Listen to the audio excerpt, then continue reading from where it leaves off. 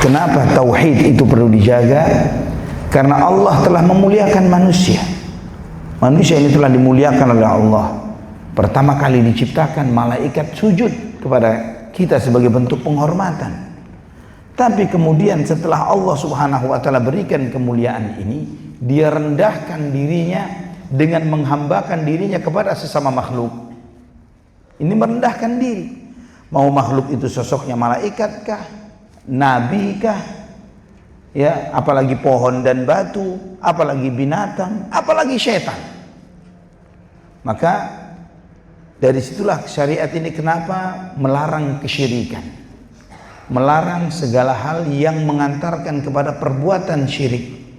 Karena di antara tujuan agama ini menjaga tauhid. Semua syariat Allah menjelaskan akan hal ini. Kemudian di antara tujuan agama ini adalah menjaga akal manusia, supaya akal manusia itu terjaga. Akal manusia itu terjaga, maka segala sesuatu yang merusak akal manusia diharamkan oleh Allah subhanahu wa ta'ala. Semua yang merusak akal manusia. Jadi ikhwatal iman rahimani wa rahimakumullah, kenapa khamar itu diharamkan? Kenapa narkoba itu diharamkan? Karena merusak akal manusia. Potensi yang membedakan manusia dengan binatang. Ketika manusia ini kehilangan akalnya, maka dia tidak berbeda dengan binatang. Hanya raganya saja yang beda. Dan seorang yang mengkonsumsi narkoba, dia sedang merendahkan martabatnya, menurunkan levelnya dari level manusia ke level, lanjutkan, binatang. Kemudian yang ketiga di antara tujuan syariat itu adalah untuk menjaga keturunan dan nasab. Supaya manusia itu jelas siapa orang tuanya, siapa kakek neneknya. Dan nasab itu ketika terjaga, maka kesehatan fisik dan psikis keturunan itu pun terjaga. Kenapa hubungan sedarah itu diharamkan di dalam syariat? Secara akal, mungkin akal tidak bisa menerima. Apa dasarnya hubungan sedarah nggak boleh? Kalau dilandaskan pada dasar akal saja, dilandaskan pada tanpa syariat. Kenapa ada mahram? Ini mahram itu bukan istilah produk akal, tapi syariat. Syariat yang menegaskan akan hal ini. Allah subhanahu wa ta'ala menurunkan syariatnya untuk menjaga silsilah nasab keturunan manusia, supaya mereka terjaga kehidupannya, supaya anak itu jelas identitasnya. Karena identitas yang tidak jelas bagi seorang anak itu menjadi sebuah aib yang dia bawa seumur hidupnya. Padahal bukan dia pelaku kejahatan itu. Siapa pelakunya? Orang tuanya. Dan di antara tujuan syariat itu diantaranya adalah menjaga harta, menjaga darah terlebih dahulu, menjaga darah, bahwa keamanan itu harus dijaga. Maka itulah kenapa Allah Subhanahu wa ta'ala mengharamkan membunuh, mengharamkan untuk menyakiti satu dengan yang lainnya, bahwa harta darah kalian terjaga haram satu dengan yang lainnya. Tidak boleh dengan gampang-gampangnya menusuk orang, membunuh orang, menyakiti orang. Kemudian di antara tujuan syariat adalah menjaga harta. Maka Allah mengharamkan semua jenis kezaliman sekecil apapun itu. Dengan cara apapun seseorang ngakali orang lain untuk mengambil hartanya, haram secara syar'i. Pinjam nggak bayar, haram secara syar'i.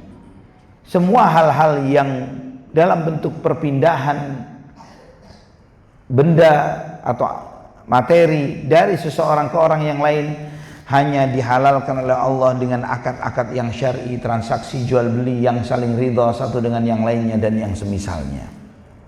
Ikhwatal iman rahimani wa rahimakumullah. Maka jangan ditanya terkait kenapa syariat ini mengharamkan zina. Karena zina itu merusak nasab dan keturunan, merusak hubungan persaudaraan, pertemanan, persahabatan, keluarga, rumah tangga, orang tua dengan anak, dan merusak secara psikis. Kalau misalnya sebagian orang merasa bahwa mungkin dia bisa melakukan perzinahan itu dengan safety, ya, menggunakan alat kontrasepsi dan sebagainya, menurut dia safety, aman. Inilah propaganda syaitan di zaman kita sekarang ini. Dengan begitu gampangnya mengakses alat-alat kontrasepsi di toko-toko yang ada di sekitar kita, dipampang begitu gampangnya dengan mudahnya. Ini suatu keanehan yang luar biasa. Memang ini dijajakan untuk siapa? Negara yang berdasarkan negara kemanusiaan yang adil dan beradab. Adab apa yang mau dipamerkan, mau ditunjukkan dengan cara yang seperti itu? Sehingga anak SD mungkin bisa jadi dia dengan santainya dia melihat, mengambil, membeli, ya. Dan ini ikhwatal iman rahimani wa rahimakumullah, triggernya, pemicunya perzinahan itu begitu diekspos dan dibukanya melalui sejumlah media yang berseliweran di depan pandangan anak-anak kita dan anak-anak kita. Begitu gampangnya mengakses konten-konten pornografi dan yang memancing ke arah sana. Bahkan adegan-adegan seperti ciuman itu sudah bukan lagi digambarkan oleh orang-orang yang remaja dan dewasa. Anak-anak pun, di sejumlah film anak-anak pun digambarkan yang seperti itu. Ini ikhwatal iman rahimani wa rahimakumullah. Sedangkan Allah Subhanahu wa taala ketika menyebutkan tentang ciri-ciri ibadur rahman, hamba-hambanya, hamba-hamba Allah yang maha pengasih, sebagaimana di akhir surat Al-Furqan ayat 68 dan 69, walladzina la yad'una ma'allahi ilahan akhar wa la yaqtuluna an-nafsa allati harrama Allahu illa bil haqqi wa la yaznun wa man yaf'al dhalika yalqa athama yudha'af lahu al-'adzabu yawmal qiyamati wa yakhlud fihi muhana. Di antara ciri-ciri hamba-hamba Allah yang maha pengasih adalah yang mereka ini tidak berdoa bersama Allah ilah yang lain. Doanya hanya ke Allah saja. Wa la yaqtuluna an-nafsa allati harrama Allahu illa bil haqq. Dan dia tidak membunuh jiwa yang Allah haramkan kecuali dengan yang benar. Wala yaznun, dan tidak berzina. Wa may yaf'al dzalika yalqa athama. Barang siapa yang melakukannya maka dia terjerumus di dalam dosa besar. Dalam sebuah athar dalam tafsir Ibnu Katsir disebutkan athama adalah salah satu lembah di dalam neraka jahanam. Yudha'af lahu al-'adzabu yaumal qiyamah wa yakhlud fihi muhana. Dilipat gandakan baginya azab pada hari kiamat dan dia kekal di dalamnya dalam keadaan dihinakan. Allah Subhanahu wa taala juga menyebutkan tentang ciri orang-orang yang beriman di awal surat Al-Mu'minun. Di antara cirinya sebagaimana di ayat ke-5 sampai ke-7, walladzina hum li furujihim hafizun illa ala azwajihim aw ma malakat aymanuhum fa innahum ghairu malumin. Faman ibtagha wara'a dzalika faulaika humul adun. Dan di antara ciri-ciri orang-orang beriman adalah mereka menjaga kemaluan mereka. Walladzina hum li furujihim hafizun. Mereka menjaga kemaluan mereka. Illa ala azwajihim aw ma malakat aymanuhum fa innahum ghairu malumin. Kecuali terhadap istri mereka dan budak-budak mereka, maka mereka tidak tercela. Faman ibtagha wara'a dzalik, dan maka barang siapa mencari di luar itu, faulaika humul adun, maka itulah orang-orang yang melampaui batas. Allah Subhanahu wa taala menyebutkan di antara ciri orang beriman adalah menjaga kemaluan mereka. Itu ciri orang beriman. Dan menjaga kemaluan artinya dia melampiaskan syahwatnya itu pada yang dihalalkan oleh Allah Subhanahu wa taala, kepada istrinya. Dan di masa Nabi Shallallahu Alaihi Wasallam serta beberapa masa sesudahnya masih ada perbudakan, dan perbudakan itu dihalalkan. Di masa itu masih legal. dan Allah Subhanahu wa taala mengecualikan ini dan dibolehkan. Tapi setelah perbudakan itu tidak ada, maka hanya kepada istrilah hal itu dihalalkan oleh Allah Subhanahu wa taala. Dan Allah menegaskan, faman ibtagha wara'a dzalik faulaika humul adun. Barang siapa yang mencari di luar itu, maka dia melampaui batas. Dia terjerumus ke dalam maksiat dan dosa. Dan ikhwatal iman rahimani wa rahimakumullah, di antara larangan yang Allah Subhanahu wa taala sebutkan di dalam Al-Qur'an, di antara keunikan syariat ini ketika Allah Subhanahu wa taala melarang perbuatan zina. Sebagaimana yang Allah Subhanahu wa taala firmankan di dalam surat Al-Isra. Di dalam surat Al-Isra ayat 32, Allah Subhanahu wa taala berfirman, "Wala taqrabuz zina. Innahu kana fahishatan wa sa'a sabila." Dan janganlah kalian mendekati zina, karena itu adalah perbuatan keji dan jalan yang buruk. Ikhwatal iman rahimani wa rahimakumullah, ketika Allah melarang jangan membunuh, langsung jangan kamu membunuh. Ketika Allah melarang untuk jangan makan riba, jangan makan riba.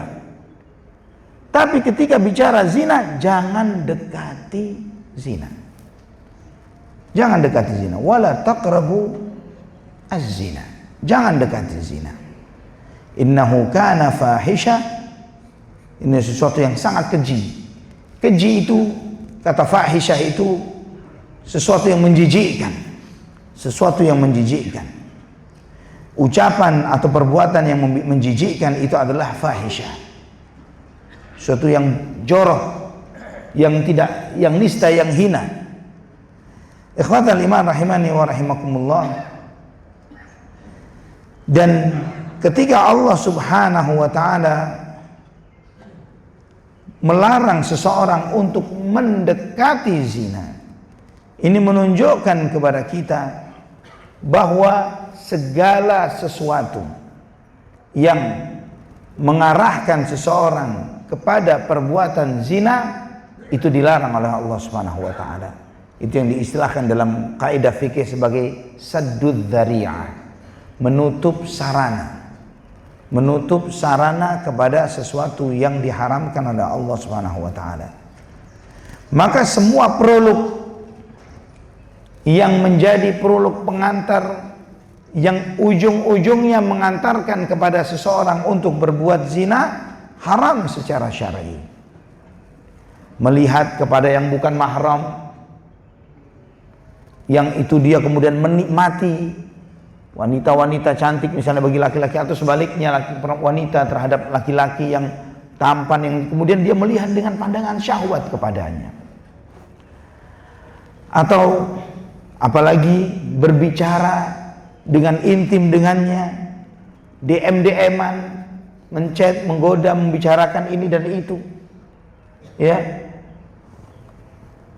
Kemudian berduaan, janjian berduaan, dan yang lain sebagainya.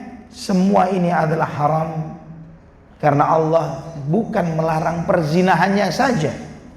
Yang dilarang oleh Allah mendekati perzinahan, apalagi zinanya, apalagi zinanya. Ikhwatal iman rahimani wa rahimakumullah. Maka jika kita melihat di zaman kita sekarang ini bagaimana dampak kerusakan dari perzinahan, dan seringkali karena syahwat, karena nafsu, sebagian orang tidak menyadari bahwa dirinya sedang mendekat kepada sebuah perzinahan. Seringkali dia melegalkan, kan cuman begini doang. Kan ada kepentingan tertentu di sini. Saya menghubungi dia, dia kan cuman seorang siapa? Partner bisnis. Lawan jenis nih. Kayak cuman ketemuan sama dia ini kan untuk konteksnya bisnis, tapi berduaan. Emang kalau berduaan begini dia cuman berdua. Yang ketiganya siapa? Setan. Dan sekarang pun diakali oleh setan-setan ini tadi. Jadi dia nggak berduaan, dia bawa teman lagi satu yang mengiyakan hubungan ini. Ya memang saya nggak berdua, saya bawa setan satu kemudian. Dilengkapin jumlahnya.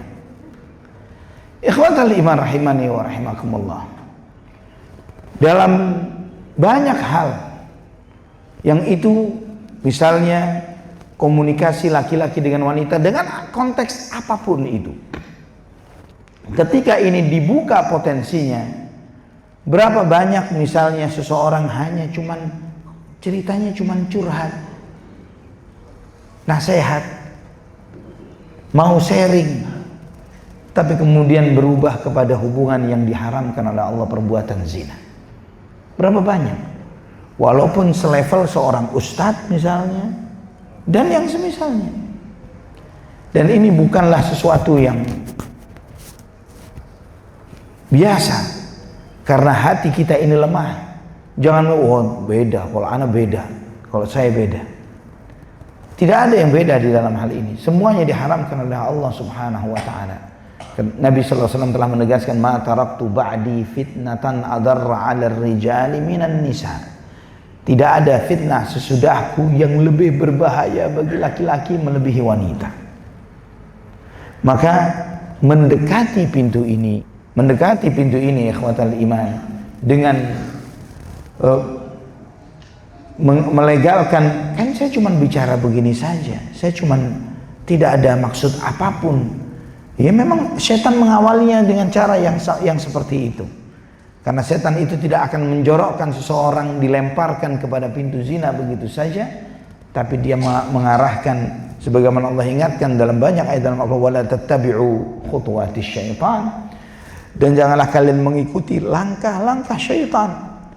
Ada menunjukkan bahwa syaitan itu mengarahkan kita untuk menjerumuskan kita dengan bentuk langkah-langkah.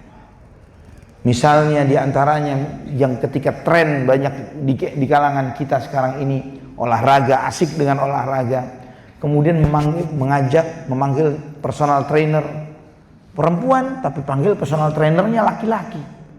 Ya, ikhwatal iman, aktivitas fisik yang dilakukan bersama itu memunculkan bonding, memunculkan kesesuaian. Jadi merasa nyaman, kenyamanan. Asik juga ya olahraga sama si dia ini. Ya. Dan ini diantara mainannya syaitan. Maka oleh karena itu di dalam sebuah kajian akhwat, ketika anak ditanya apa hukumnya ketika kami olahraga dan PT-nya laki-laki, haram hukumnya. Ya, cari PT perempuan, personal trainernya wanita, tidak boleh laki-laki. Karena semua pintu, dan kenyataannya memang seperti itu. Dan kita tidak boleh menutup mata dengan mengatakan bahwa itu ada sesuatu yang berlebihan. Emang tidak ada perzinahan antara personal trainer dengan yang dilatih oleh dia. Tidak ada. Insya Allah kalau mereka mau jujur, mereka akan mengatakan banyak. Bahkan di kalangan anak-anak remaja sekalipun, walaupun yang dilatih oleh dia remaja, dan belum lama ini pun heboh berita tentang hal ini. Seorang personal trainer, coach di tempat nge-gym menzinahi muridnya yang masih siswa SMA. Ini ikhwatal iman rahimani wa rahimakumullah. Kita melihat bagaimana Allah Subhanahu wa taala menjelaskan tentang ciri-ciri ibadur rahman, bahwa mereka tidak berbuat syirik, tidak membunuh, tidak berzina. Dan bagaimana Allah Subhanahu wa taala mengaitkan dosa zina ini dengan membunuh. Ini sudah lebih dari cukup untuk menunjukkan kepada kita betapa merusaknya perbuatan ini. Sampai Allah menegaskan, walladzina la yad'una ma'allahi ilahan akhar ولا يقتلون النفس التي حرم الله إلا بالحق ولا يزنون ومن يفعل ذلك يلقى أثاما يضاعف له العذاب يوم القيامة ويخلد فيه مهانا إلا من تاب وآمن وعمل عملا صالحا فأولئك يبدل الله سيئاتهم حسنات وكان الله غفورا رحيما ومن تاب وعمل صالحا فإنه يتوب إلى الله متابا. Dan di antara ciri-ciri hamba Allah yaitu yang mereka tidak berdoa kepada bersama Allah sesembahan yang lainnya, dan tidak membunuh jiwa kecuali yang Allah haramkan, dan tidak membunuh jiwa yang Allah haramkan kecuali dengan yang hak, dan tidak berzina. Barang siapa yang melakukannya maka dia terjerumus dalam dosa besar, dilipat gandakan baginya azab pada hari kiamat, dan dia kekal di dalamnya dalam keadaan hina, kecuali orang yang bertaubat. Illa man tab, kecuali orang yang bertaubat, wa amana wa amila amalan salihah. Setelah dia bertaubat, dia beriman kepada Allah, dia memperbaiki dirinya, dia beramal saleh, faulaika yubaddilullahu sayyiatihim hasanat, maka itulah orang-orang yang Allah rubah perbuatan dosa-dosa mereka dengan menjadi kebaikan-kebaikan. Wa kana Allahu ghafurar rahima, dan Allah Maha Pengampun dan Maha Penyayang. Wa man taba wa amila salihah fa innahu yatubu ila Allahi mataba, dan barang siapa yang bertaubat dan beramal saleh, sesungguhnya dia telah kembali kepada Allah dengan sebenar-benarnya. Itu menunjukkan bahwa taubat itu titik balik, bahwa taubat itu bukan merindukan kondisi sebelumnya. Taubat itu melupakan, dalam arti bukan melupakan panasnya penderitaan dosa yang telah dia lakukan, tapi dia tidak lagi mengidam-idamkan kondisi itu. Dia menyesal semenyesal-menyesalnya dan mengisi hidupnya dengan sebaik-baiknya dengan iman dan amal saleh. Dan ketika teringat pada dirinya masa kelam itu, dia meratap, dia menangis dari hatinya, dia menyesal dan bertaubat kepada Allah dengan benar. Dia takut kepada Allah Subhanahu wa taala, jangan sampai Allah menjeratnya dengan azabnya di alam barzakh atau di akhirat kelak karena perbuatan dosa tersebut. Ikhwatal iman rahimani wa rahimakumullah, dosa terbesar di dalam Islam itu syirik. Setelah itu membunuh, dan Allah mengaitkan perbuatan zina dengan syirik dan membunuh.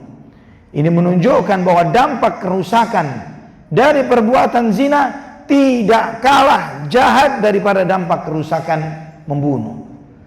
Karena yang terjadi ikhwatal iman adalah merusak kehormatan, memunculkan permusuhan, kebencian di antara umat manusia. Dan bagaimana orang yang berzina, dia seorang suami, dia berzina di luar, istrinya mungkin tidak tahu, tapi dengan itu kemudian dia membawa dampak perzinahan itu ke rumahnya. Dia berhubungan dengan istrinya dan ternyata menularkan penyakit, menular kepada istrinya. Berapa banyak kasus seperti ini?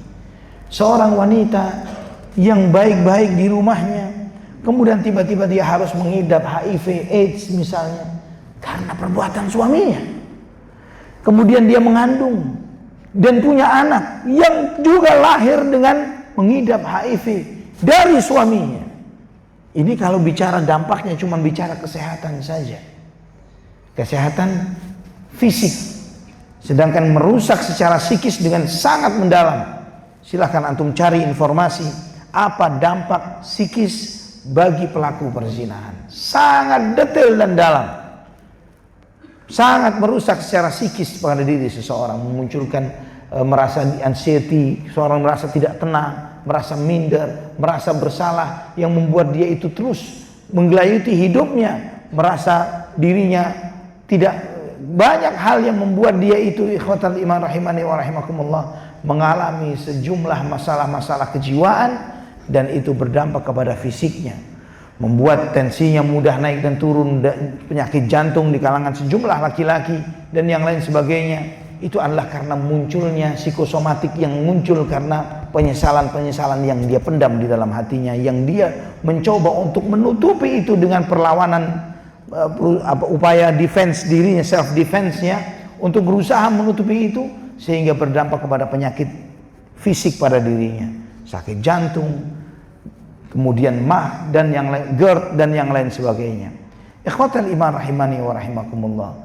Maka karena jahatnya perbuatan zina ini, karena merusaknya perbuatan zina ini, Allah Subhanahu wa taala menghukumi pelaku zina yang dia sudah menikah dan kemudian dia berzina, maka dia dihalalkan darahnya. Hukumannya di dalam syariat adalah hukuman rajam. Dan hukuman rajam ini lebih berat daripada hukuman membunuh. Nabi SAW yang bersabda dalam Sahih Bukhari dan Muslim dari hadis Abdullah bin Mas'ud radhiyallahu anhu, La yahillu damu mri'in muslimin yashhadu an la ilaha illallah wa anni rasulullah illa bi ihda thalathin al-thayyibu az-zani wan nafsu bin nafs wat tariku li dinihi al-mufariqu lil jamaah. Tidak halal darah seorang muslim yang bersaksi bahwa tidak ada yang berhak disembah kecuali Allah dan aku adalah utusan Allah, kecuali dengan salah satu dari tiga ini, yaitu orang yang sudah menikah namun dia berzina, orang yang menumpahkan darah atau menumpahkan darah orang lain maka dia dihukum juga dengan cara yang sama, orang yang meninggalkan agamanya yang murtad. Ikhwatal iman rahimani wa rahimakumullah. Dan ini menunjukkan kepada kita bahwa seseorang yang kufur terhadap nikmat, maka itulah hukumannya. Orang yang kufur terhadap nikmat yang Allah telah berikan kepadanya, Allah telah berikan kepadanya yang halal, maka hukuman orang yang berzina yang belum menikah dan yang sudah menikah berbeda. Yang belum menikah dicambuk 100 kali dan diasingkan. Tapi kalau dia sudah menikah, Allah telah berikan kepada dia yang halal, tapi dia mencari yang haram, maka di sini orang seperti itu telah kufur dengan nikmat yang telah Allah berikan kepada dia. Dan ikhwatal iman, hukumannya di dalam syariat adalah dia dirajam, dilempari batu sampai dia mati.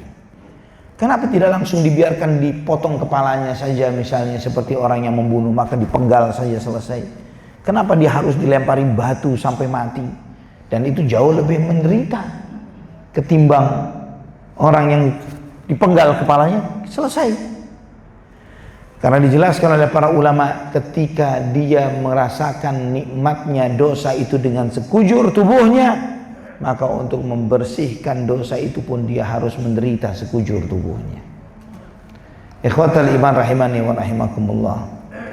Nabi sallallahu alaihi wasallam yang mengingatkan, la yazni zani hina yazni wa huwa mu'min. Tidaklah seseorang itu berzina tatkala dia berzina dia dalam keadaan beriman. Artinya iman itu lepas dari dirinya ketika dia berzina. Di dalam hadis dalam Sunan Abu Dawud dari Abu Hurairah radhiyallahu anhu, Nabi sallallahu alaihi wasallam menyebutkan, idza zana ar-rajulu kharaja minhu al-iman fakana alaihi kadzulla fa idzan qata'a wa raja'a ilaihi al-iman. Ketika seseorang itu berzina, maka lepaslah iman itu dari dirinya. Iman itu lepas dari orang itu.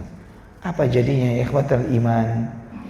Ketika iman itu sedang lepas dari diri seseorang dan kemudian datang malakul maut menjemputnya. Berapa banyak orang datang ke lokalisasi dan keluar dalam bentuk jenazah? Berapa banyak? Di tempat perselingkuhan dan dia mati di situ. Berapa banyak? Baik laki maupun wanita. Dia dicabut nyawanya dan dia tidak pernah tahu kapan kematian itu menjemput dia. Datang ajalnya di saat iman lagi lepas dari dirinya. La haula wala quwata illa billah. Maka iman itu seperti naungan atau awan atau payung di atas kepalanya. Lepas dari dia. Dan ketika dia menyesal, dia taubat, dia rujuk ke jalan Allah, kembalilah iman itu kepada dia. Ikhwatal iman rahimani wa rahimakumullah. Di dalam Sahih Bukhari, Nabi SAW pernah menceritakan bagaimana perjalanan beliau dengan malaikat Jibril dan Mikail alaihimassalam. Nabi SAW menyebutkan, fantalaqna fa'ataina ala mithli tannur wa ahsibu annahu kana yaqulu fa idza fihi laghatun wa aswat qala fattala'na fihi fa idza fihi rijalun wa nisaa'un 'urah wa idahum ya'tihim lahabun min asfala minhum fa idza atahum dzalikal lahab dawda'u fa qultu man haula'i ya Jibril qala haula'i az-zunatu waz-zawani. Nabi SAW diajak jalan oleh malaikat Jibril dan Mikail untuk menunjukkan sejumlah fenomena yang ditunjukkan kepada Nabi SAW di alam barzakh dan di akhirat. Maka kemudian kami berjalan dan saya melihat ada semacam sebuah tungku yang besar. Tungku yang besar. Dan ternyata dari dalam tungku itu saya mendengar suara lolongan dan teriakan. Maka aku melihat ke dalam tungku besar ini. Ternyata isinya laki-laki dan wanita telanjang. Yang dari bawah tungku itu dinyalakan api yang membara yang luar biasa. Ketika bara itu dibesarkan api itu, maka mereka pun melolong berteriak dengan luar biasa. Berteriak lebih dari yang sebelumnya. Karena semakin panasnya tungku itu dipanaskan untuk mereka. Aku pun bertanya, siapa mereka wahai Jibril? Mereka adalah laki-laki dan wanita pelaku zina. Antum melihat Nabi SAW di dalam menyampaikan dan menggambarkan hal ini, menunjukkan kepada kita bahwa Allah Subhanahu wa ta'ala membalas seseorang sesuai dengan apa yang dia perbuat. Al-jaza min jinsil amal. Ketika dia melakukan perbuatan maksiat itu dalam keadaan telanjang, maka diazab seperti itu. Bara api neraka jahanam itu langsung melekat kepada tubuh mereka tanpa pembatas walaupun cuma selembar kain. Dan dinyalakan api itu dari bawahnya. Karena mereka dia melakukan itu dengan kemaluannya, maka dari situlah Allah memunculkan azab bara api kepada mereka dan dibakar dari situnya. Organ yang paling sensitif pada diri kita, dari situ sumber azab itu dinyalakan oleh Allah Subhanahu wa ta'ala. Ikhwatal iman rahimani wa rahimakumullah. Maka Nabi kita Muhammad sallallahu alaihi wasallam, coba disentuh teman-teman. Nabi sallallahu alaihi wasallam ketika membaiat para sahabatnya, beliau sallallahu alaihi wasallam mengingatkan sebagaimana dalam Sahih Bukhari dari hadis Ubadah bin Samit radhiyallahu anhu dengan sejumlah para sahabat. Nabi sallallahu alaihi wasallam menyampaikan, "Bai'uni ada an la tusyriku billahi syai'a wa la tasriqu wa la taznu." Hendaklah kalian membaiatku, kata Nabi SAW. Jangan kalian berbuat syirik, jangan mencuri, jangan zina. Dan menariknya lagi ikhwatal iman rahimani wa rahimakumullah, di antara yang dikisahkan dalam kitab-kitab sirah ketika Fathu Makkah. Pada waktu Fathu Makkah, coba supaya ya, ketika Fathu Makkah, Nabi Shallallahu Alaihi Wasallam membaiat mereka yang baru masuk Islam supaya wudu, biar wudu aja. Ikhwatal iman, bangunkan supaya wudu. Ketika Fathu Makkah, Nabi Shallallahu Alaihi Wasallam membaiat sejumlah kaum muslimin yang baru masuk Islam. Hari itu baru masuk Islam. Hari itu baru masuk Islam.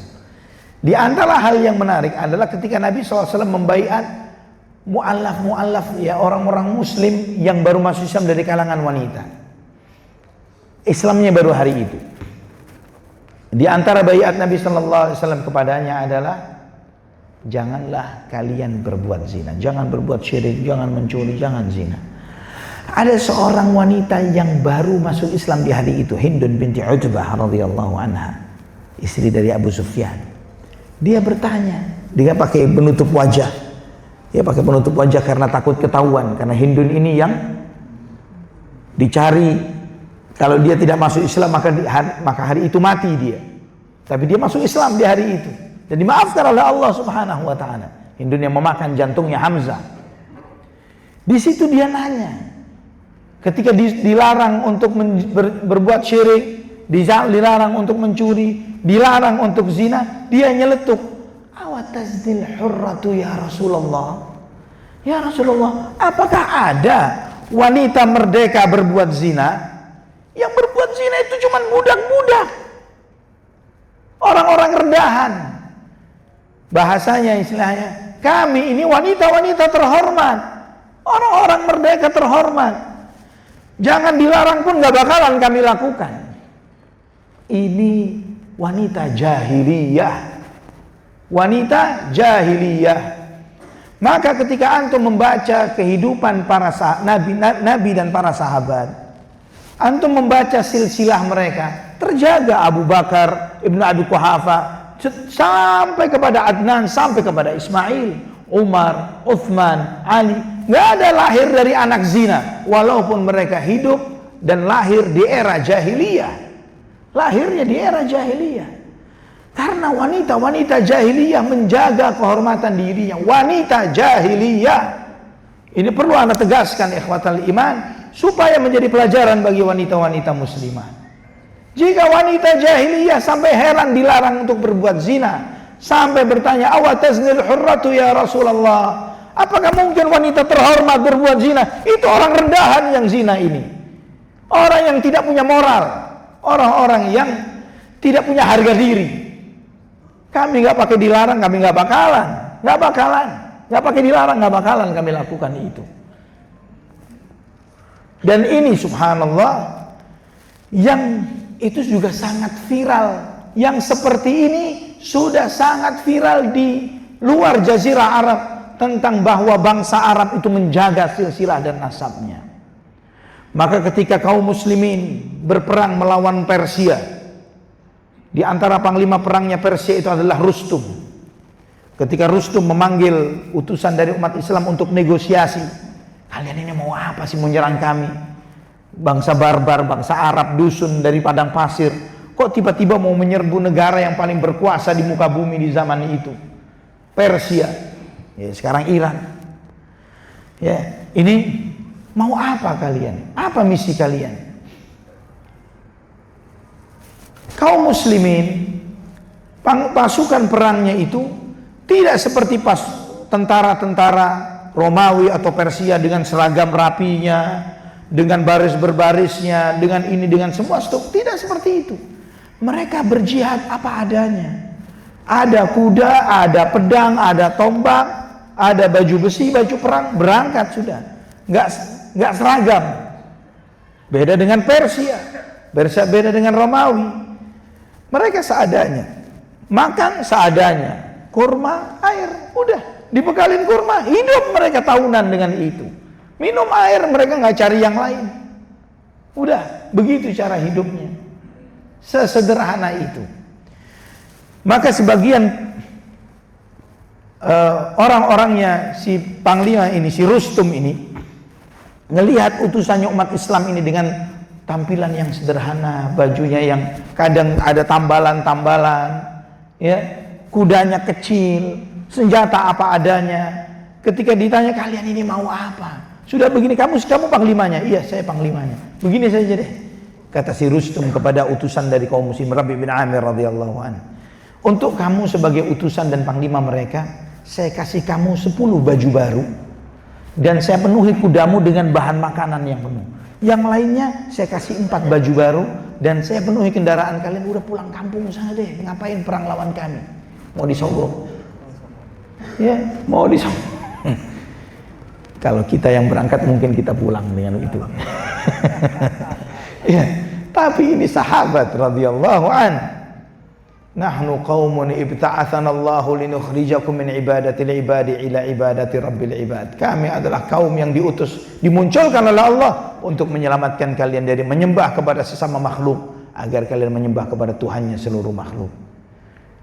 Kami nggak bakal pulang kecuali kalian bertauhid, la ilaha illallah, atau kami mati syahid di sini. Itu jalan kami. Allahu Akbar.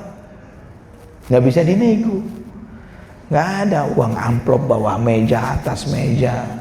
Nggak ngaruh buat para sahabat radhiyallahu anhu. Ikhwatal iman rahimani wa rahimakumullah. Sebagian panglimanya Rustum ini mengatakan, jorok banget pakaiannya, seadanya, kudanya kecil. Apa kata Rustum? Memang benar dia berpakaian seadanya, memang benar dia senjatanya seadanya.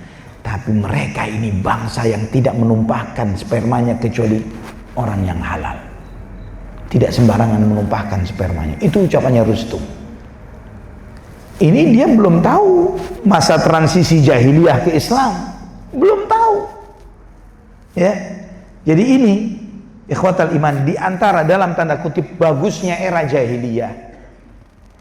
Dalam tanda kutip bagusnya era jahiliyah. Kalau antum ngaji sirah, ini pentingnya ngaji sirah adalah tahu Seperti apa sih era jahiliyah itu?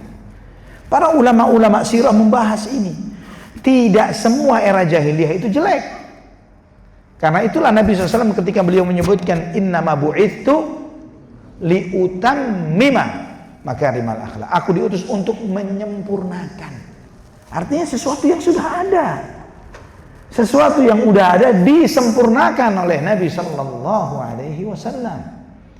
Dan itulah kenapa Umar bin Khattab radhiyallahu an mengatakan sayanqudu ural islami urwatan idza nasha'a fil islami jilun la ya'riful jahiliyah. Islam itu akan pudar sehelai demi sehelai. Akan pudar ketika muncul generasi dalam Islam yang tidak kenal jahiliyah. Generasi Islam yang nggak kenal jahiliyah, kita umat Islam mayoritasnya nggak tahu apa transisi jahiliyah terhadap Islam, nggak paham.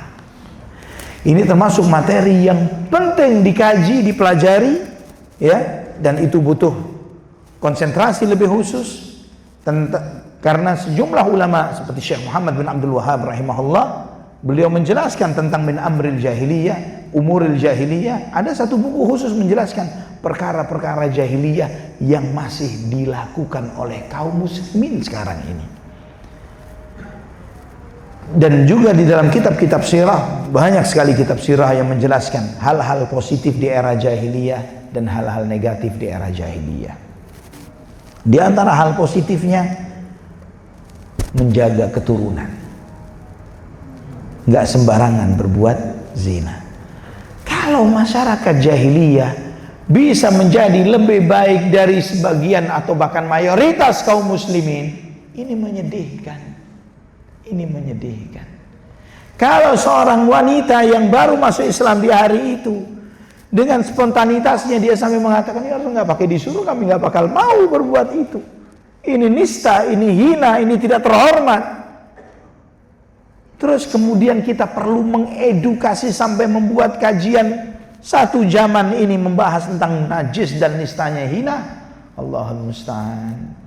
Ikhwatan iman rahimani wa rahimakumullah.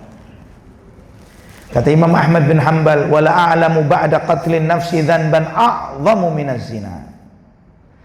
Aku tidak mengetahui dosa yang lebih berat setelah membunuh lebih besar daripada zina. Al-Munziri rahimahullah mengatakan sahha anna mudminal khamri idza mata laqiyallaha ka'abidi wathanin wala syakka anna zina ashad wa a'zamu min syurbil khamr. Telah sahih di dalam hadis Nabi sallallahu alaihi wasallam bahwa orang yang suka mabuk, orang yang kecanduan khamar, dia mati, dia akan menghadap Allah seperti seorang penyembah berhala. Dan tidak diragukan lagi bahwa dosa zina lebih berat daripada minum khamar. Maka statusnya di mata Allah jauh lebih buruk daripada itu. Ikhwatal iman, ketika Allah mengharamkan sesuatu, Allah mengharamkan sebab-sebabnya. Maka oleh karena itulah Allah subhanahu wa ta'ala memerintahkan kepada kita untuk menjaga pandangan mata kita. Allah berfirman, qul lil mu'minina yaghuddu min absarihim wa yahfadhu furujahum, di dalam surat An-Nur ayat 30. Surat An-Nur secara spesifik ini adalah surat yang perlu dan harus dikaji oleh setiap muslim dan muslimah di zaman ini. Karena surat An-Nur adalah surat yang menjaga kehormatan diri seseorang. Awal surat An-Nur Allah telah menjelaskan az-zaniyatu waz-zani fajlidu kulla wahidin minhuma mi'ata jaldah, bahwa wanita pezina dan laki-laki pezina cambuklah masing-masing dengan 100 cambukan.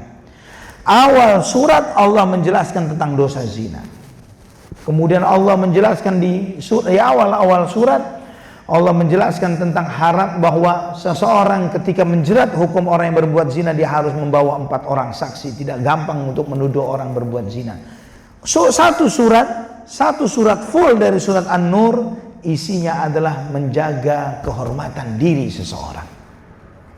Satu surat full dari surat An-Nur isinya tentang itu. Bagaimana seorang muslim dan muslimah memiliki muru'ah, marwah, kehormatan, harga diri. Maka di dalam surat itu diajarkan tentang larangan menuduh dengan tuduhan yang tidak benar, tentang hukum li'an, bagaimana ketika suami menemui istrinya, mendapati istrinya sedang berzina, apa konsekuensi hukumnya, bagaimana apa yang harus dilakukan, dan kemudian tentang bahayanya gosip, menyebarkan berita yang tidak benar, tentang perintah untuk meminta izin ketika masuk rumah, ya, untuk isti'dzan, minta izin, nggak boleh main selonong masuk, ya, ketika diizinkan baru dia masuk. Ini semuanya untuk menjaga kehormatan diri kita maupun pemilik rumah, untuk menjaga pandangan mata. Dan perintah bagi wanita di surat An-Nur ayat 31 bukan cukup menahan pandangan mata, tapi menutup auratnya. Orang-orang fasik di luar sana, mereka mengatakan begini, mereka mengatakan jangan salahkan kami, ya, wanita-wanita fasik itu yang berpenampilan seksi, kalian saja yang matanya jorok, yang pikirannya jorok, kalian membuat kami ini menjadi objek, menjadi di dalam syariat Allah menjaga dua-duanya. Laki-lakinya menjaga pandangan mata, perempuannya sambil menjaga pandangan mata, menutup auratnya. Itu yang diajarkan oleh Allah Subhanahu wa taala, bahwa semuanya dijaga oleh Allah Subhanahu wa taala. Dan ini ikhwatal iman, ketika Allah memerintahkan untuk menjaga, ini bersifat umum, dimanapun, dalam konteks apapun, mau di jalanan, mau di tempat umum, mau di sendirian, mau apapun, Allah perintahkan itu. Kemudian juga bagaimana Islam mengajarkan bahwa para wanita itu tidak boleh keluar kecuali dengan mahram, dan keluar pun dengan tampilan yang menjaga tampilannya, menjaga auratnya, menutup dirinya, memakai jilbabnya, dan tidak boleh memakai wewangian. Jika di dalam syariat Allah Subhanahu wa taala melarang dia memperdengarkan gelang kaki yang dipakainya, ya, dia menghentakkan kakinya untuk memperdengarkan saja, dilarang oleh Allah di dalam Al-Quran surat An-Nur ayat 31. Apalagi membuat dia memakai parfum dan dicium oleh laki-laki.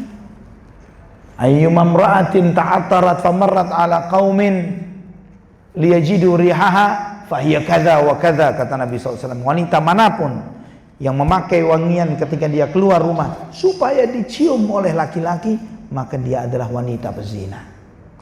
Wanita berzina. Itu sabda Nabi sallallahu alaihi wasallam. Ikhwatal iman rahimani wa rahimakumullah. Juga berduaan dengan bukan mahram, apapun statusnya. Dan di dalam syariat, mahram itu ada dua tingkat. Ada mahram mu'abbad, ada mahram mu'aqqad. Mahram yang langgeng, yang selama-lamanya, nggak ada putus-putusnya. Ada mahram temporer. Nah, mahram yang tidak ada putus-putusnya seperti siapa? Orang tua, saudara. Itu mahram yang nggak ada putus-putusnya. Maka berduaan dengan mereka nggak masalah, selama dalam batas koridor syar'i, ya, menutup auratnya dan lain sebagainya. Tapi yang mahram muakkad, mahram temporer ini statusnya walaupun dia mahram, tapi haram, tapi status dia di dalam interaksi sosial statusnya seperti orang asing, nggak boleh berduaan, nggak boleh chat saya bebas-bebasnya. Seperti siapa contohnya? Siapa? Ipar, mertua, ya, mertua itu walaupun mu'abbad, walaupun mertua itu adalah mahram selama-lamanya, nggak ada istilah bekas mertua, ya, untuk mertua tidak ada bekas mertua. Tapi mertua itu tingkat kemahramannya di bawah orang tua. Di bawah orang tua, yang artinya arti kebebasan itu tetap harus dijaga, tidak sebebas seperti seorang anak dengan orang tuanya. Ini Islam mengajarkan yang seperti itu.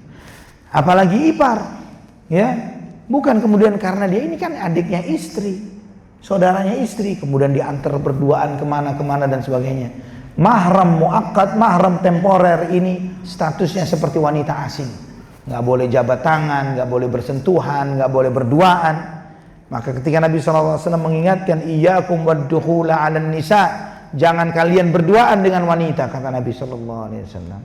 Ada seorang sahabat bertanya, ya Rasulullah, afara'aital hamwa, bagaimana dengan ipar? Kata Nabi SAW, alhammu al-maut, ipar adalah sumber kematian, ipar adalah maut. Sama orang-orang fasik zaman ini dijadikan judul sinetron, yang di dalam sinetron itu digambarkan asyiknya berbuat zina dengan ipar. Hadis yang menjadi peringatan jangan sampai melakukan ini malah dijadikan trigger dengan munculnya banyak sinetron-sinetron dengan tema perselingkuhan yang dimunculkan, di selingkuh dengan ipar, selingkuh dengan pembantu, selingkuh dengan tetangga, selingkuh dengan ini dan itu, yang begitu banyaknya di media kita, dipasarkan begitu saja, membuat orang yang gak kepikiran jadi kepikir, membuat orang yang tidak terbersih jadi terbersih di benaknya. Ikhwatal iman rahimani wa rahimakumullah, menyentuh wanita yang bukan mahram, Nabi SAW bersabda, li an yut'ana ra'su ahadikum bimikhyatin min hadidin khairun lahu min an yamassa imra'atan la tahillullah. Salah seorang di antara kalian kepalanya ditusuk jarum dari besi lebih baik bagi dia ketimbang dia menyentuh wanita yang tidak halal bagi dia. Ya, jadi orang yang masih punya kebiasaan ini bawa jarum besi saja. Kalau mau diajak sentuhan atau salaman dengan yang bukan mahram, tusuk kepalanya. Itu lebih baik kata Nabi.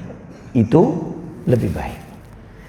Ikhwatal iman rahimani wa rahimakumullah, juga hukum yang sangat kendur itu juga berdampak. Hukum yang kendur di dalam hal ini, bahwa proses penegakan, karena hal yang seperti ini harus disupport oleh hukum, karena hukum itulah yang memberikan batasan. Kalau negara ini mengharapkan untuk menjadi negara yang baik, negara yang adil, yang makmur, negara yang diisi oleh manusia-manusia yang beradab, maka hukum itu harus ditegakkan dengan baik. Alhamdulillah sejumlah aturan seperti misalnya dari PPATK, bukan PPATK, lembaga yang membatasi akses terhadap konten-konten porno ini juga melakukan tugasnya, sehingga banyak konten-konten pornografi, konten-konten perjudian di stop oleh pemerintahan kita. Jazahumullahu khairan. Tapi tidak cukup dengan itu, tapi penjeratan hukum. Bagaimana orang yang berbuat yang seperti ini tidak hanya dihukum dengan cuman sekedar hukum sosial saja, dianggap aib, celah, buruk.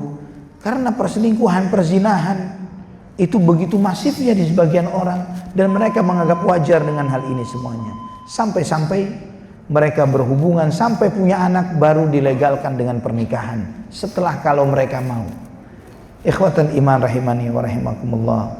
Dan Nabi SAW ketika menegakkan suatu hukum, beliau tidak pandang bulu. Karena itulah ketika ada sebagian orang yang mencoba bernegosiasi dengan Nabi SAW, ketika ada salah seorang dari mereka yang dari keturunan orang-orang terhormat melakukan pencurian, dan mereka mengatakan, kami mau bayar rendahnya deh, mau 100 onta kami bayar, tapi jangan dipotong tangan. Maka kemudian mereka mencoba menego Nabi SAW dengan hal itu, dan minta melalui orang yang paling dicintai oleh Nabi, yaitu Usamah bin Zaid radhiyallahu anhu. Kemudian Nabi SAW ingatkan kepada Usamah, ya Usamah, atashfa'u fi haddin min hududillah? Apakah kamu akan menurun untuk memberikan rekomendasi untuk membatalkan salah satu hukum Allah Subhanahu wa taala? Demi Allah yang jiwaku berada di tangannya, andai kata Fatimah putri Muhammad yang mencuri, aku sendiri yang akan memotong tangannya. Kemudian Nabi SAW ingatkan, innama ahlakal ladzina qablakum annahum kanu idza saraqa fihim syarifu tarakuhu wa idza saraqa fihim dha'ifu aqamu alaihi al-had. Sesungguhnya yang membinasakan umat-umat sebelum kalian, yang merusak Yahudi ini adalah kalau yang mencuri itu orang terhormat, pejabat, punya kedudukan, nggak dihukum. Kalau yang mencuri orang kecil, maka ditegakkan hukuman. Itu merusak, itu menghancurkan, itu membinasakan suatu bangsa. Dan yang seperti ini tidak bisa dibiarkan. Dan kemudian juga bagaimana Nabi SAW memberikan motivasi kepada para pemuda, wahai para pemuda, barang siapa yang kalian memiliki kemampuan, sudah mampu untuk menikah, menikah. Maka batasan usia menikah di dalam syariat ini bukan bicara usia, tapi kematangan psikologis dan fisik seseorang. Ketika secara fisik dan psikisnya dia matang, dia mampu, dia bisa bertanggung jawab, nikahkan. dan suatu masyarakat yang memudahkan pernikahan dan mempersulit perzinahan, maka itulah masyarakat yang diberkahi oleh Allah dan baik. Suatu masyarakat yang zina begitu gampangnya diperoleh, bahkan dengan cara yang gratisan, pernikahan dipersulit dan dipersusah, pasti di masyarakat yang penuh dengan kebejatan dan kerusakan. Tinggal kita mengukur, ya, tinggal kita melihat apakah kita hidup di masyarakat yang seperti apa. Ketika proses pernikahan begitu repotnya, begitu susahnya, begitu orang tua mengekang anaknya ketika mengatakan saya siap menikah. Kalau misalnya, ini sekedar contoh saja, Anda memiliki anak laki-laki atau wanita yang sudah kuliah, tapi masih kuliah, belum sanggup untuk menanggung rumah tangga. Tapi dia kalau misalnya dibiarkan dengan kehidupan bebasnya akan merusak dirinya, nikahkan. Walaupun misalnya dengan beberapa ketentuan, dan ini saya pernah menjadi saksi di dalam sebuah pernikahan yang seperti ini. Orang tua putra dan putri, yang kedua kedua anak-anak mereka ini masing-masing masih mahasiswa dan mahasiswi, dinikahkan oleh orang tuanya dengan sejumlah komitmen bahwa jangan punya anak dulu, harus KB dulu, dan kemudian masih ditanggung oleh masing-masing orang tuanya sampai selesai lulus kuliah, dan seterusnya dan seterusnya dan seterusnya. Akhirnya orang tuanya akan tenang dengan itu, bahwa dia melepas putrinya yang kuliah di luar negeri misalnya, tapi dengan suami yang orang tua laki-lakinya, anak laki-lakinya ada istrinya, walaupun masih ditanggung oleh orang tuanya. Jika membayari kuliah yang jauh lebih mahal, apalagi untuk membiayai tinggal dan tempat tinggal 2 orang saja, dan dengan komitmen-komitmen tadi untuk penundaan kehamilan dan lain sebagainya, ini sesuatu yang bisa dilakukan oleh orang-orang yang diberi kemampuan oleh Allah Subhanahu wa taala. Wallahu a'lam bishawab. Sampai di sini silahkan kalau ada yang mau ditanyakan. Barakallahu fiikum.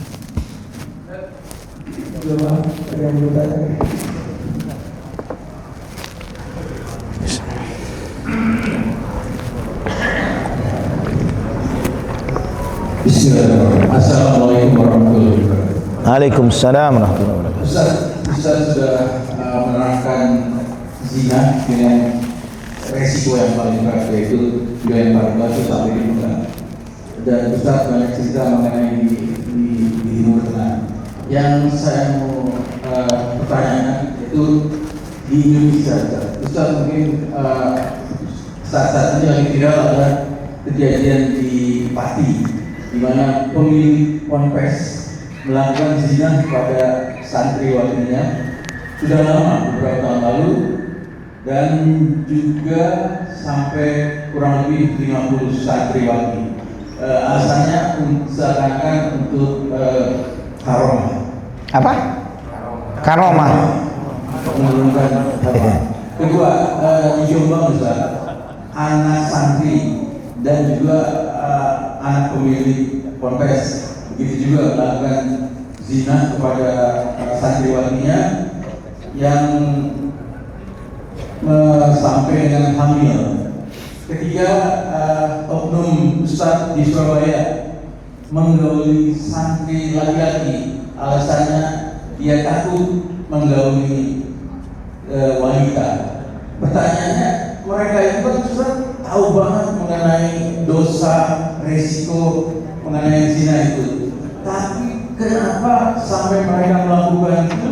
Apakah itu perbuatan biadab itu? Apakah itu habil, atau memang berdasarkan nafsu, Pak? Mohon penjelasan saya. Assalamualaikum warahmatullahi wabarakatuh. Waalaikumsalam warahmatullahi wabarakatuh. Kalau antum bertanya sebabnya kenapa sejumlah tokoh-tokoh agama tadi ya, orang-orang yang dianggap sebagai tokoh agama, pemilik pesantren, sampai menzinahi 50 santriwatinya. Tapi antum sampaikan tadi dalihnya adalah untuk transfer karomah katanya. Ini adalah kebejatan akidah. Ya, ini pentingnya seseorang memiliki pemahaman yang benar terhadap Islam.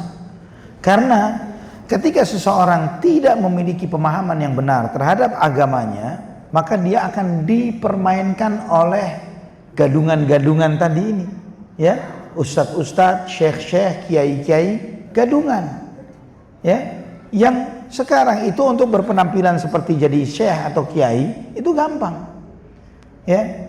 tinggal beli jubahnya, beli tasbihnya. Kalau jidat kurang hitam tinggal digosok dikit bisa, ya. Kalau mau yang instan tinggal dikasih coretan dikit pakai arang, ya kan? Terus apalagi jenggot nggak tumbuh, beli obatnya, jadi udah, ya, jadi. Tapi ikhwatal iman rahimani wa rahimakumullah, dia hanya bisa menipu orang-orang yang tidak memiliki pemahaman yang benar tentang Islam. Maka muncul orang-orang seperti Sam, ya, siapa Sam? Ahmad Al-Misri itu, ya, yang menggauli sejumlah laki-laki. Setelah dia mau hampir kejerat dengan hukum, dia lari ke Mesir, ya. Dan kemudian juga seperti Bapak bilang tadi, Kiai di Pati tadi, ya. Dan kemudian apa yang dia sampaikan? Dia sampai mengatakan dengan teganya bahwa Nabi SAW juga melakukan yang sama dengan Ali bin Abu Thalib. Kalau benar dia ngucap seperti ini, murtad kafir dia. Dia menghina Rasulullah SAW, menghina para sahabat, murtad kafir. Dia bukan lagi muslim. Ya. Dan kemudian seperti yang di Pati yang Bapak cerita, bahwa kemudian bagaimana seorang tokoh agama yang menggambarkan dirinya sebagai tokoh agama kemudian mau transfer karamah atau ilmu hikmah atau apa kepada santriwatinya dengan cara-cara yang haram. Ini kan bagaimana dia ketika seseorang memiliki pemahaman yang benar di dalam beragama, ini faktor yang paling mendasar. Salah di dalam memahami agama, memahami Islam tapi bukan Islamnya Nabi Muhammad SAW, Islam versi kiai atau syekh atau habib atau yang mereka tawarkan. Yang harusnya Islam versi Rasulullah SAW dan para sahabatnya. Ya, ketika dia dipahamkan, makanya pentingnya perlu mengetahui ketika mau melepaskan anak ke sebuah lembaga pendidikan, terutama pesantren, mengetahui manhaj atau metodologi atau pemahaman dari pesantren tempat kita mau menempatkan anak kita itu sangat penting. Bukan asal anak mau nyantri ditaruh pesantren berdasarkan referensi tetangga dan teman, tapi tahu ini referensinya dari siapa, apa latar belakangnya, siapa ownernya, bagaimana metodologinya, pendidikannya seperti apa di pesantren tersebut, outputnya, alumni-alumninya siapa yang sudah jadi, ya, apa kesan-kesan mereka dari pembelajaran yang mereka alami di pesantren itu, bagaimana sistem penjagaan terhadap para santri di asrama, apakah sekarang sudah jauh lebih canggih. Bahkan diwajibkan harusnya ada akses CCTV di setiap kamar, di setiap koridor-koridor, dan yang lain sebagainya. Dan tidak boleh mati. Dan bahkan ada hak akses orang tua untuk CCTV tersebut. Ini hal-hal yang perlu diperhatikan. Pemahaman terhadap agama itu menjadi hal yang paling mendasar. Salah cari guru, salah cari pesantren, merusak diri dan merusak anak-anak. Apa jadinya orang tua dari 50 santriwati itu? Dia bawa pulang anaknya sudah ternodai. Ya, bagaimana orang-orang tua itu? Dia berharap anaknya jadi solehah. Dia berharap anaknya jadi soleh dan soleha, tapi pulang rusak. La haula wala quwata illa billah. Kemudian di antara faktor yang lainnya adalah sebagian kita ikhwatal iman di dalam beragama itu tidak ikhlas. Maksudnya tidak ikhlas, mencari kepentingan dunia dengan agama. Orang itu respectful terhadap orang yang dikatakan guru agama atau ustaz, hafidz Quran, maka berlomba-lombalah untuk menjadi seorang hafidz Quran, menghafalkan rumus. Ya, Quran ini rumus, tapi tidak tahu implementasi rumus itu di dalam kehidupan nyata. Tidak menjalankan itu. Bukan seperti ini Nabi SAW mengajarkan para sahabatnya. Dulu para sahabat, bagaimana pengakuan mereka? Kunna ta'allamnal iman qabla an ta'allamnal Quran. Dulu kami belajar iman dulu, baru belajar Quran. Kemudian kami diajari Quran, fasdadna imana. Setelah diajari Quran, nambah lagi iman kami. Sekarang dicekokin Quran, harus hafal sekian juz dalam waktu sekian. Walaupun nggak ngerti apapun, walaupun surat-surat pendek dari juz amma dan tidak pernah mencoba untuk memahami satu surat-surat pendek itu untuk diimplementasikan di seharian.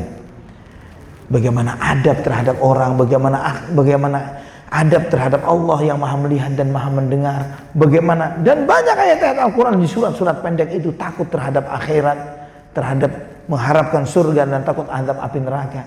Iman itu belum ada, tapi mereka menjadi penghafal-penghafal Quran. Akhirnya muncul orang-orang fasik berlabel Al-Hafidh, penghafal. Kalau cuma menghafal, memang Allah mudahkan. Senok harganya pun hafal Quran. Senok harganya hafal Quran. Tapi kafir. Ya, bukan jaminan. Islam, Quran itu dituntut untuk dipahami, diamalkan. Walaupun nggak hafal, tapi diamalkan.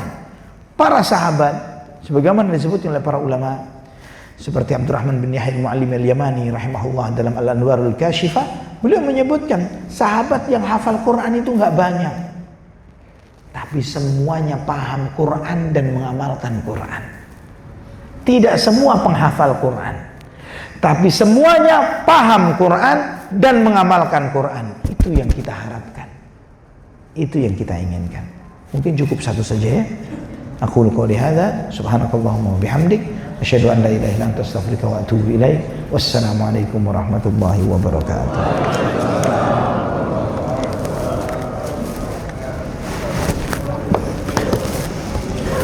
Alhamdulillah wa jazakallahu